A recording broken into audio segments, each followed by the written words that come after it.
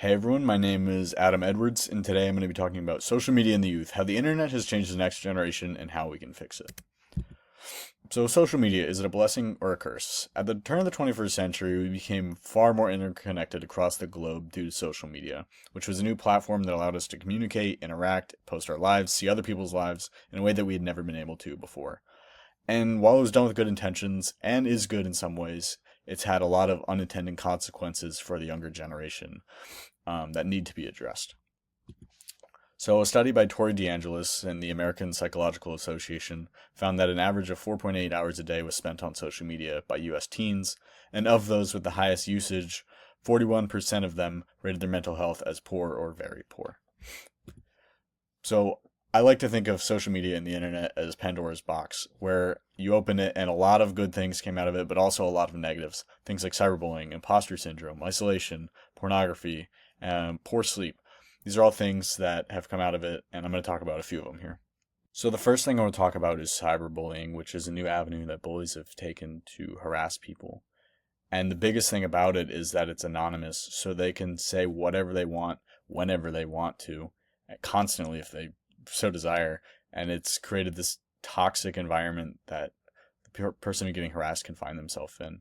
Um, and a study by Wiley and Roletter found that the lack of a power dynamic without being face to face has created this even more aggressive environment for bullying. Whereas in the past, the bully was often bigger, but now being online, it doesn't matter because the person doesn't have a face. And they're also distant from each other, so they're not seeing the emotions that they're putting on this other person, so they have less regret about it. And also being online, they have a larger audience depending on the platform, so they may seek approval or get approval from others, which encourages more bullying. And in a study by Antonia Alvarez in the Journal of Clinical Psychology, found that there's significant correlations among cyberbullying with the number of times a teen visited a social media site and the length of those visits. And teens whose internet use consists of more than 3 hours a day were almost 7 times more likely to be involved in cyberbullying than teens who were not. And then the next thing I want to talk about is imposter syndrome. So I love this quote by Theodore Roosevelt that says, "Comparison is the thief of joy." And I think this is important to note because on social media, all you see is other people's lives, which, when done healthily, is good. It's nice to be able to connect with others. But when you're constantly comparing yourself and you see others doing cool things or they're better at you than something, and you feel you have this feeling of inferiority where it damages your mental health, where you can see people who are in a place where you'd like to be, or you view yourself as in a position of being lesser than somebody. And you also see people in the same situation as you that may be doing better. And all these different ways of imposter syndrome and comparison are damaging to the youth's mental health, because the brain is in such a critical developmental time that it's creating this whole plethora of problems because of comparison. So the next problem I want to talk about is stalking. So with the rise of social media, stalkers have gained a new way to find victims and stalk them and gain information about them. So a study by Max Sheridan found that nearly 7.5 million people experience cyber stalking each year, and 80% of those victims are tracked using technology of some sort. And this is two main things. It's public profiles, so almost all social media, unless specified by the user, is public. So anyone can view it, anyone can see your photos or your tweets or anything that you put online. And they can use this to either find victims or gain information about the victims. And also within those posts, people often leave digital trails. So let's say someone puts on their Instagram story that they get coffee at this coffee shop every morning at 9 a.m. and they post it. So stalkers are able to know this, so they can almost determine where a person is going to be to stalk them.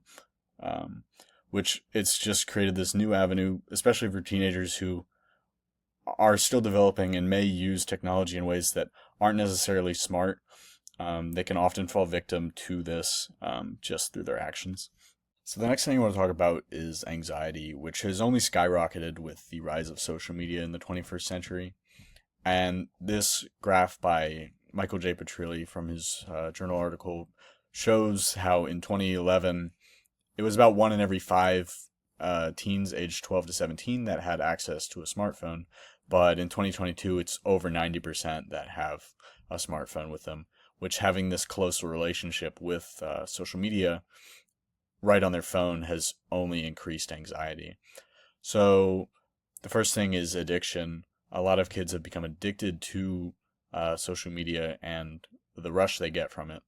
So, in a journal article by Sylvie Tomanico, Anxiety at Teenagers' Fingertips, she talks about the positive social reinforcement that teenagers get from things like likes and retweets, where they feel accepted and included when they get these things and loved by people. And constantly striving for this has become this time consuming activity for them. And it's almost like a constant need for them where they just keep going back and keep trying and keep getting more likes. Um, and then another thing that has become an addiction for a lot of teenagers is gaming.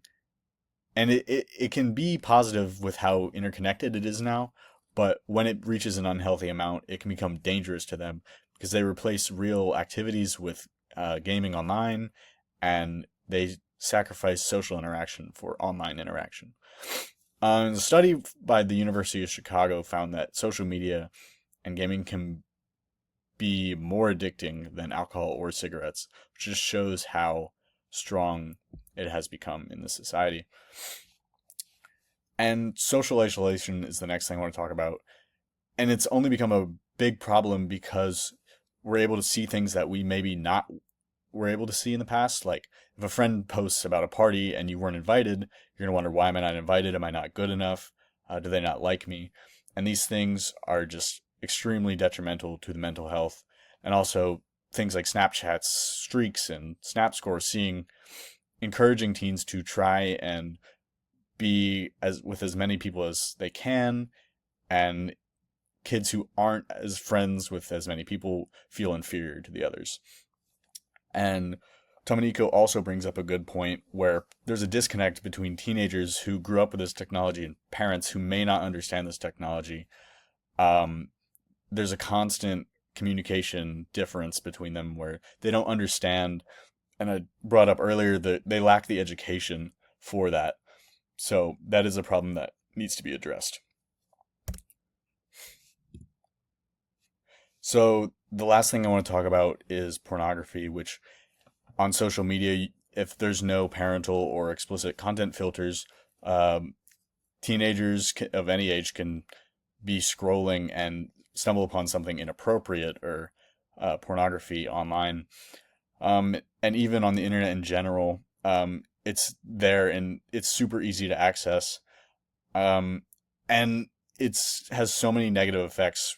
First being, it changes the brain chemistry with this addiction, as it's a unnatural loop that our bodies were not made for. And it creates this unrealistic expectation, which leads to desensitization, where it affects the brain to the point where people don't know how to form real relationships, and they can become addicted to this high and more extremes, which leads to a lot of, especially with men who watch pornography, they can become desensitized and may start being more aggressive towards women or more harmful towards women. And it also creates body image issues, seeing a lot of people that are more idealistic, and it's usually not natural, but you see this as this expectation, and the real thing becomes far less to a lot of people when they become addicted. And it also leads to depression, being stuck in this loop, which is extremely dangerous. Allison Baxter, in her report from the American Bar Association, found that pornography consumption is associated with decreased brain volume in the right striatum, decreased left striatum activation, and lower functional connectivity in the prefrontal cortex. And these are just some of the effects that it can have on the brain with the dopamine release and this loop that people get stuck in. And when kids are exposed to pornography between the age of 9 and 13, it's often linked to high risk behaviors in the future. And then this clip by Dr. Jordan Peterson is just a small summary on how the release of the brain when watching pornography can be extremely damaging. Masturbation and pornography are potently tapping into the dopamine system and can undermine the very processes of which I consider healthy processes of finding a mate, dating, communication, eventually, if it's appropriate, sexual interaction, etc. It's undermining pair bonding. And pair bonding. So here's a question. If you're seeking sexual release through pornography and you go through the whole cycle and you get a prolactin release, do you bond with yourself? The biology explains it as what's left there is a kind of an open loop, right? Because bonding with the self is a complicated notion. I mean, there's a healthy version of that, of course, loving oneself and self-referencing. But in the absence of a real partner there, absence of real sexual partner, there's an open loop of neurochemicals, including oxytocin and prolactin. The dopamine, remember, dopamine goes up during pursuit, anticipation, then peaks and then crashes below baseline after orgasm and ejaculation. So this kind of low that people fear is putting them into an amotivated state.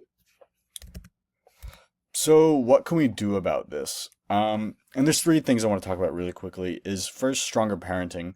I think parents need to educate themselves on technology and on what their kids can find online and how damaging it can be to them when not regulated. So I think not an overbearing amount, but they need to know what their kids are doing online so that they can be there to help. And social media is not all bad. There's a lot of good that comes from being able to connect with people that may be far away or you don't see often, and being able to be connected with them in some way or talk with them where you may not be able to as much anymore. And the last thing is better mental health help in schools, and psychologists are working on this right now with a lot of the mental health crisis in teenagers going on. So a report by the American Psychological Association reports that about 50% of schools have a program built in to help teens' mental health. So they're working on increasing that number and building training programs to help with that. One being the Classroom Wise program, which stands for Wellbeing Information and Strategies for Educators. And it's all about educating teachers so they know how to better help students with anxiety or trauma or addiction or anything like that.